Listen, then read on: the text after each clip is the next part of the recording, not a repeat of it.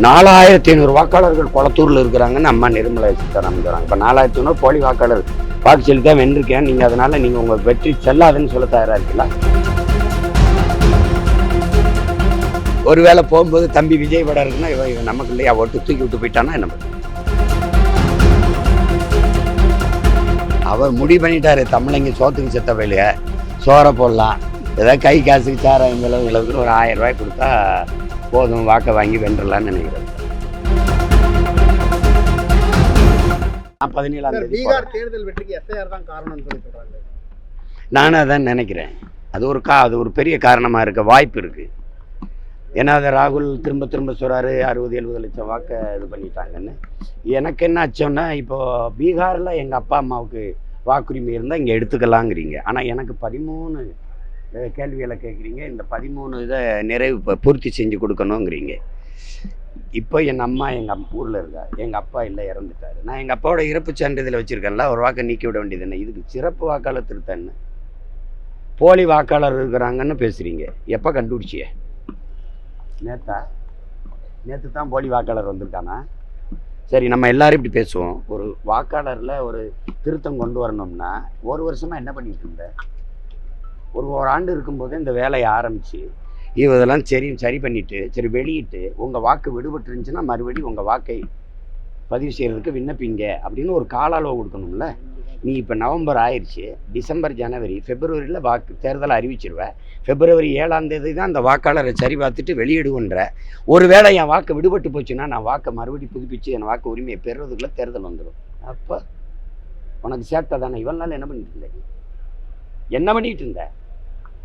செத்து போனவன் யாருன்னு உனக்கிட்ட இது இல்லை, டெத்து சர்டிஃபிகேட் வாங்கலை. நீ போய் வாக்காளர் தெரியாமல் தான் இருந்தா இவ்வளோ நாள். சொல்லுங்க. 4500 வாக்காளர்கள் கொளத்தூரில் இருக்கிறாங்கன்னு அம்மா நிர்மலா சீதாராமன் சொல்கிறாங்க. இப்போ 4500 போலி வாக்காளர் வாக்கு செலுத்தி தான் வென்றிருக்கேன். நீங்கள் அதனால் நீங்கள் உங்கள் வெற்றி செல்லாதுன்னு சொல்ல தயாராக இருக்கீங்களா? 4.5 ஆண்டு முடிஞ்சு பதவி முடிஞ்சு இப்போ அடுத்து தேர்தலை சந்திக்க போகிறாரு. இப்போ தான் போலி வாக்காளர் இருக்கிறான்னு சொல்ல வரீங்க. உங்களெல்லாம் என்ன பண்ணலாம்னு சொல்லுங்கள். இல்லை, உங்களுக்கு பொழுது போகலைன்னா இந்த மாதிரி எங்களை வச்சு விளையாடுவீங்க. பெரிய அறிஞனே சொல்கிறாங்க, தமிழ்நாட்டு முதல்வரே சொல்கிறாரு, இந்த 13 இதையும் பூர்த்தி செய்கிறதுக்கு படித்தவங்களாலே முடியாது. நான் இப்போ எங்கள் ஆத்தால் இப்போ என்ன பண்ணுவேன்? எங்கள் அம்மாட்ட போய் உங்கள் அப்பா அம்மா வாக்கு சீட்டை கொண்டு வாங்கன்னா 84 எந்த பூத்தில் ஓட்டு போட்டீங்கன்னா, இப்போ நான் ஒரு வாடகை வீட்டில் இருக்கேன். போன தடவை வாடகை வீட்டில் இருக்கும்போது வாக்குரிமையை எடுத்தேன். இப்போ வேறு வீட்டில் இருக்கேன். இனி நான் என் வாக்கு இருக்கான்னு இந்த முகவரியில் போய் சோதிக்க போகும்போது அவன் இல்லைன்றான். நீ உடனே தூக்கிட்டு போயிடுவேன். இப்போ என் வாக்கு என்ன ஆகுது? அது திமுக அது என்ன செய்யுதுன்னா, எதுக்கிற மாதிரி இப்போ புதிய கல்விக் கொள்கை எதுக்கிற மாதிரி ஏற்றுட்டு வேறு பேரில் நிறைவேற்ற மாதிரி எதுக்குத்தானா அவசரமாக சட்டசபை கூப்பிட்டு இந்தந்த காரணத்துக்கு எதுக்கிறது ஏற்க முடியாதுன்னு சொல்லணும்ல. அதை விட்டுவிட்டு நீங்கள் பிஎல்ஓ அந்த பூத் லெவல் ஆஃபீஸர் போட்டது யார்? நீங்கள் ஆஃபீஸர்லாம் யார்? ஹெல்த் லேபர் அப்படின்னா யாருன்னு நினைக்கிறீங்க? கொசு மருந்து அடிக்கிற ஆள், இந்த சத்துணவில் அங்கன்வாடியில் வேலை செய்கிறம்மா, இந்த சத்துணவு வேலை செய்கிறம்மா, இவங்கெல்லாம் எப்படி அதை செய்வாங்க சொல்லுங்கள்? இதெல்லாம் நியமித்தது நீங்கள். கூடவே உங்கள் ஆள் போய் இது நான் ஒரு வேளை அந்த கட்சியில் என் தலைவர் படமும் என் படமும் அந்த வீட்டில் இருந்துச்சுன்னா பூராவட்டையும் தூக்கிட்டு போவானா இல்லையா சொல்லுங்கள்? சொல்லுவல்ல. ஒரு வேளை போகும்போது தம்பி விஜய் படம் இருக்குன்னா இவன் நமக்கு இல்லையா ஓட்டு தூக்கி விட்டு போயிட்டானா என்ன பண்ணுவீங்க? இல்லை, கிறிஸ்தவர் இஸ்லாமியர் ஓட்டு தான் அதிகமாக, இஸ்லாமியர் ஓட்டு தான் தூக்கி விடப்பட்டிருக்குன்னு பீகாரில் சொல்கிறான். இப்போ இங்கே தூக்கி விடுமா விடாத? பிஜேபி தூக்கி விடுங்கிறதுக்கு சொல்கிறேன். ஓகி புயலில் 200 பேருக்கு மேலே கடலில் போய் நாயர்கோயிலில் இறந்து போனாங்க, கன்னியாகுமரியில். நாங்கள் பெரும் போராட்டம் போகிறோன்னா உடலையாவது எடுத்து கொடுங்க.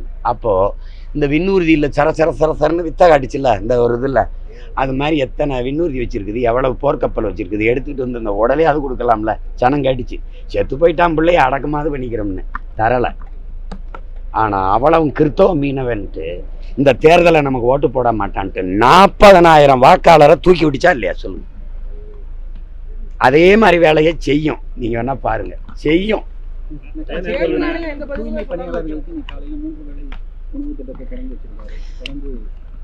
அவர் முடிவு பண்ணிட்டாரு, தமிழைங்க சோத்துக்கு செத்த வயலுக சோறை போடலாம், ஏதாவது கை காசுக்கு சாராயம் இளவுக்கு ஒரு 1000 ரூபாய் கொடுத்தா போதும், வாக்கை வாங்கி வென்றலான்னு நினைக்கிறவங்க.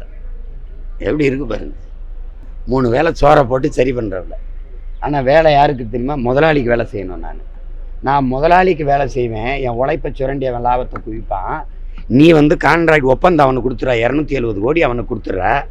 ஆனால் நான் வேலை செய்வேன், நான் செத்து போயிட்டா 10 லட்சம் அரசு என் காசில் மக்கள் காசில் கொடுப்பேன், எனக்கு என் மக்கள் காசில் சோறு போடுவேன். ஏன் அவன் என்ன பண்ணுவான் முதலாளி? இந்த மாதிரி நிர்வாகத்தை உலகத்தில் எந்த நாட்டில் செய்ய ஆள பத்திரிக்கையில் கொழுப்படுத்து ஒருத்தன் சாராயம் காய்ச்சுவேன், இதை கொழுப்படுத்து போய் குடிச்சிட்டு சாவேன், என் காசு எடுத்து 10 லட்சம் கொடுக்கும். கூட்டத்தில் நெரிசலில் போய் நடிகரை வேடிக்கை பார்க்க போய் சாவேன், என் காசு எடுத்து 10 லட்சம் கொடுத்துரும். ஆனால் விவசாயி வேலை செய்ய போன இடத்துல இடிதாக்கி என் அக்கா தங்கச்சி 5 பேர் சாவான், காசு கொடுக்காது. நாட்டை பாதுகாக்க போய் இராணுவத்தில் செத்து வருவான், போய் ஒரு மாலை வச்சு ஒரு 10 லட்சம் 5 லட்சம் கொடுக்காது குடும்பத்துக்கு. எப்படிப்பட்ட நாடு பார்த்தியல்ல?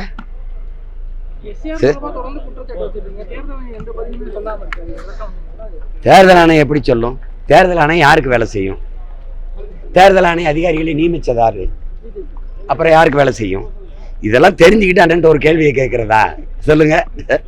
செய்திகளை உடனுக்குடன் தெரிந்து கொள்ள கீழ்கண்ட கேபிள் மற்றும் டிடிஹெச் நெட்வொர்க்குகளில் எம்நாடு செய்தி தொலைக்காட்சியை காணுங்கள். பாதகம் செய்பவரை கண்டால் நாம் பயம் கொள்ளலாகாது பாப்பா, மோதி மிதித்து விடு பாப்பா, அவர் முகத்தில் உமிழ்ந்து விடு பாப்பா. அண்மை செய்திகளை உடனுக்குடன் தெரிந்து கொள்ள இணைந்திருங்கள் எம்நாடு தொலைக்காட்சியுடன்.